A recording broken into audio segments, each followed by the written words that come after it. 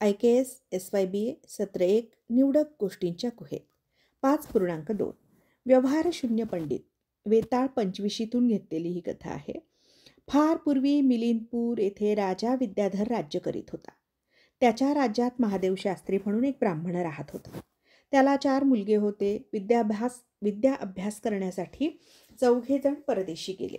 शिक्षणक्रम संपवून ते घरी आले. किरकोळ आजाराचं निमित्त होऊन महादेव शास्त्री मरण पावले.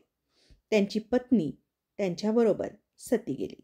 आई वडिलांच्या पश्चात या व्यवहारशून्य पंडितांना त्यांच्या भाऊबंदांनी लुबाडलं. घरात खाण्याची पंचायत झाल्यामुळे ते आपल्या मामाकडे जाऊन पोहोचले. या कफल्लक भाच्यांना कोणी मानाने वागविना. सर्वजण त्यांच्याकडे आश्रित म्हणून पाहत असत. त्यांचा पदोपदी अपमान करत. त्यामुळे कंटाळून गेलेला मोठा भाऊ आपल्या 3 भावांना म्हणाला, बंधूंनो, असे लाजिरवाणं जीणं जगण्यापेक्षा आपण सर्वांनी सरळ आत्महत्या करावी, असं माझं मत आहे. तेव्हा दुसरा भाऊ म्हणाला, दादा, तू हुशार आहेस, तरी असं कसं बोलतोस? संपत्ती कधी घरी राहते का? त्या चंचल लक्ष्मीसाठी इतकं निराश होणं योग्य नाही. तेव्हा आपण असं काहीतरी करूया की त्यामुळे आपलं नाव अजरामर होईल. तेव्हा दुसऱ्या भावाचं बोलणं सर्वांना पटलं. मग विचारांती असं ठरलं की प्रत्येकाने निरनिराळ्या वाटेने दूर जायचं आणि परिश्रमानं एखादी अलौकिक विद्या संपादन करून 6 महिन्यांनी ठरलेल्या ठिकाणी एकत्र जमायचं. ठरल्याप्रमाणे प्रत्येकजण आपापल्या वाटेने निघाले. 6 महिने भरभर निघून गेले. ठरल्या दिवशी 4घे जण त्याच ठिकाणी जमले. थोरल्या भावाने कोणतंही हाड मिळाल्यास त्यावर मांस उत्पन्न करण्याची विद्या मिळवली होती. दुसऱ्या भावाने हाड व मांस मिळाल्यास त्यावर ते योग्य कातडं उत्पन्न करण्याचं ज्ञान मिळवलं होतं. तिसऱ्याने हाड मांस कातडी असल्यानंतर या प्राण्यांचे इतर अवयव निर्माण करण्याचं ज्ञान संपादन केलं होतं.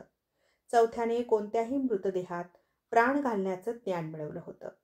4घांनी आपापल्या विद्येची माहिती परस्परांना सांगितली.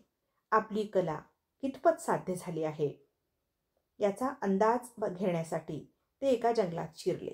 एका ठिकाणी काही हाडं पडली होती. प्रथम थोरला बंधू पुढे झाला.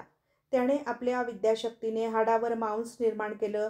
दुसऱ्याने त्या मांसावर कातडी चढवली. तिसऱ्याने आपल्या विद्याशक्तीने त्या प्राण्याचे अवयव निर्माण केले. तिथं सिंहाची भव्य आकृती तयार झाली. 3घांची विद्या परिपूर्ण झालेली आहे असं सिद्ध झालं. चौथ्याने समोर सिंह आहे हे लक्षात न घेता त्या आकृतीत प्राण ओतला. त्याबरोबर सिंह जिवंत झाला आणि त्याने त्या 4घांनाही खाऊन टाकलं. एवढं सांगून वेताळ म्हणाला, विक्रमा, या 4घा भावात अपराधी कोण? विक्रम म्हणाला, वेताळा, 4था भाऊ खरा अपराधी आहे, कारण त्यानेच या मृतदेहात प्राण ओतला.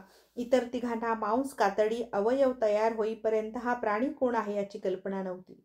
पण चौथ्याचं तसं नव्हतं. त्याला समोर सिंह दिसत असूनही त्याने सिंहाच्या शरीरात प्राण ओतला. तेव्हा या 4घांच्या मृत्यूला जबाबदार धाकटा बंधूच ठरतो. राजा विक्रमाचं हे उत्तर ऐकताच वेताळ परत स्मशानातील झाडावर जाऊन बसला. विक्रमाने परत त्याला झाडावरून खाली काढलं व खांद्यावर टाकून चालू लागला.